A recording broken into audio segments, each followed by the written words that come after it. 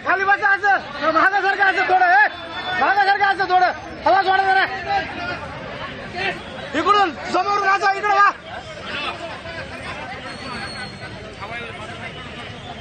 पांगा थोडं जरा थोडं खाली बसा सगळेजण बसा खाली सगळेजण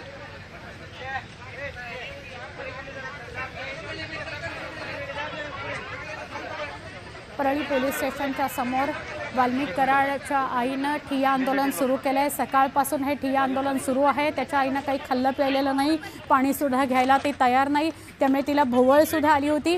त्यामुळे तिला सलाईन दिलं जावं, तिला रुग्णालयात दाखल करावं असे पोलीस सांगतायत। पोलीस बाहेर आले आणि पोलिसांनी ही विनंती त्यांच्या आईला आणि इतर सगळ्यांना केली, पण त्याची आई काय ऐकायला तयार नाही।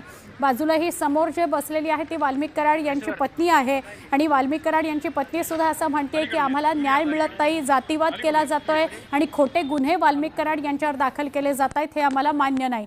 गर्दी आता हळूहळू परळी पोलीस स्थानकाबाहेर वाढायला लागलेली आहे। मोठ्या प्रमाणात समर्थक एकत्र आले, टायर जाळत आहेत, अनेक रस्त्यांवर परळी बंद करण्यात आली। अण्णांच्या मोठ्या सून आहेत सर। हो ओके, ओपनिंग घेऊन देऊ ना।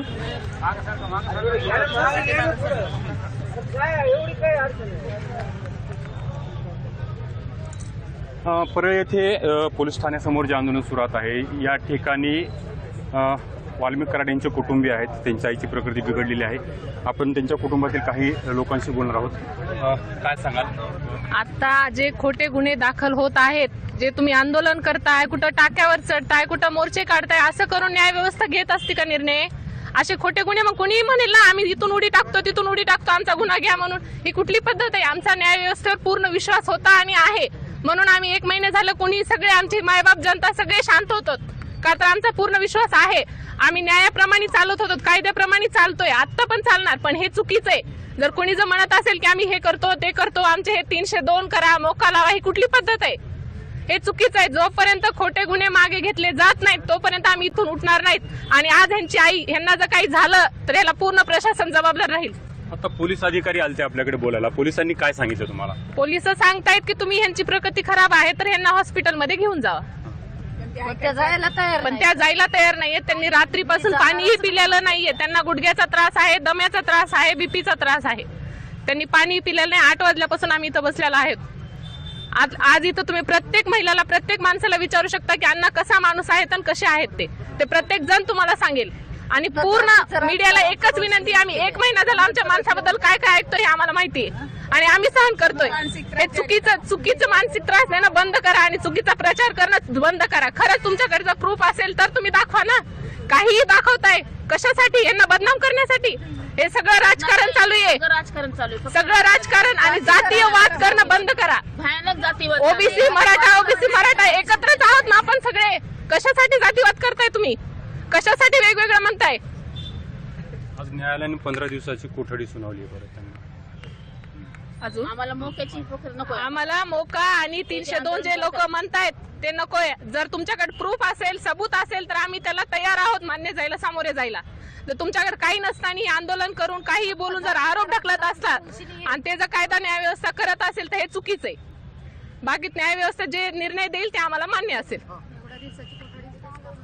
काय सांगाल? तुम्ही पण सकाळपासून या ठिकाणी आहात, आजींची तब्येत बिघडलेली आहे। आजींची तब्येत बिघडलेलीच आहे, पण जे काही चालू आहे ते बंद व्हावं आणि मेन म्हणजे जे जातीवाद करून जे चालू केले हे राजकीय लोक आणि राजकीय नेत्यांनी जे चालू केले, आज जवळजवळ महिना झालं पूर्ण महाराष्ट्र बघते काय जातीवाद होतोय, काय होतोय। जर जातीवाद करून जर एखाद्याला न्याय देण्याचा प्रयत्न करत असाल तर जातीवाद करून एखाद्याला तुम्ही गुन्हेगार सुद्धा ठरवू शकत नाही। ह्याच्यामध्ये आता तुम्हाला जर मराठा, वंजारी हा समाज जर दाखवायचा असेल तर मी सुद्धा सांगते की मी सुद्धा आज मराठ्याचीच आहे।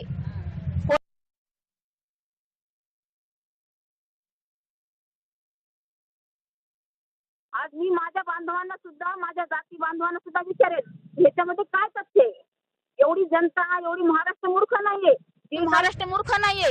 जे काही महिनाभर जे चालू आहे जातीवादावर राजकारण जे चालू आहे ह्याच्यावर ऐकायला एवढी काही मानसिकता लोकांची बिघडलेली नाहीये ऐकून निर्णय घेण्यासाठी. आणि ऐकून निर्णय घेऊन लोकांचं ऐकून सरकारने तुमच्या जे काही आमदार खासदार लोक जे काही आरोप करतात त्यांचं ऐकून जर तुम्ही एखाद्या सामान्य व्यक्तीला सामान्य कार्यकर्त्याला एक सामान्य जातीचा म्हणून जर त्याला टार्गेट करून जर तुम्ही त्याच्यावर गुन्हे लादत असाल तर हे फार मोठं चुकीचं आहे. आज पूर्ण महाराष्ट्रातल्या सर्व लोकांना त्यातल्या त्यात जे मराठा बांधव आहेत जे माझे लोक आहेत त्यांना सुद्धा माझं आव्हान आहे की हे काय आपल्या जातीबद्दल जे काय चालू करून जे काय सामान्य लोकांना जे वेठी धरलं जाते हे बरोबर नाहीये. हे जे जातीवाद करून जे लोक हे विचित्र प्रकार जो घडवत आहेत हा थांबलाच पाहिजे कुठंतरी. आणि गुन्हेगाराला कुठलीही जात नसती. जेव्हा गुन्हा घडत असतो जेव्हा अपराध घडत असतो तेव्हा जात बघितली जात नाही. आणि जात बघून कुणाला आरोपी केलं जात नाही. जात बघून कुणाचे खूनही केले जात नाहीत. जे काय होतात ते काय त्यांच्या भानगडीतून त्यांच्या समस्येतून झालेल्या गोष्टी असतात. जाती वळण देऊन जर ह्याच्यामध्ये जर तुम्ही जर कुणाला आमच्यासारख्या लोकांना जर आरोपी धरून जर त्यांच्यावर मोठे मोठे गुन्हे दाखल करत असाल तर ही फार मोठी चुकीची गोष्ट आहे. आणि त्याच्यासाठी आम्हाला आंदोलन किंवा आव्हान आणि हे करणं गरजेचंच आहे. आणि हे थांबवावं हे पूर्ण थांबवावं. न्याय व्यवस्थेवर आमचा पूर्ण विश्वास आहे. न्याय व्यवस्थेनं आमचं हे गोष्टी चालू होत्या. आम्ही महिनाभर झालो न्याय व्यवस्थेवर विश्वास ठेवून आज महिनाभर झालं शांत होतो. पण काल जातीवाद करून जर आंदोलन करून जर तुम्ही माझ्या नवऱ्यावर जर हे गुन्हे दाखल करा असं जर सांगत असाल तर हे पूर्णपणे थांबलं पाहिजे. आणि ते जर त्यांच्यावर जर गुन्हे दाखल झाले तर मी सुद्धा आज इथं जोपर्यंत त्यांच्यावर हे गुन्हे मागे घेतले जाणार नाहीत तोपर्यंत आम्ही इथून उठणार नाही. आमचा फक्त न्याय व्यवस्थेवर विश्वास आहे. त्या लोकांनीच मागणी केली होती ना CID बोलवा SIT बोलवा. मग आता त्यांचा का विश्वास नाही त्या लोकांवर? त्या लोकांच्या ह्याच्यावर तुम्ही का दुमत करताय? आज त्यांच्या तपासाप्रमाणे चालू दे ना सगळं. आणि त्यांच्या तपासाप्रमाणे योग्य ते चालू आहे ना. आज तुमच्या म्हणण्याप्रमाणे चालत नाही म्हणून तुम्ही लगेच आंदोलन करून तुम्ही जर नाव घ्यायला सांगत असाल तर हे चुकीचं आहे. आणि हे होता कामा नये आणि हे घडू देणार नाही आम्ही. जर तुम्ही विनाकारण आंदोलन करून जर नाव घ्यायला सांगत असाल माझ्या नवऱ्याचं तर जोपर्यंत त्यांचं आम्ही पण आंदोलन करून सांगू की जोपर्यंत त्यांचं ह्या गुन्ह्यातून नाव मागं घेतलं जाणार नाही.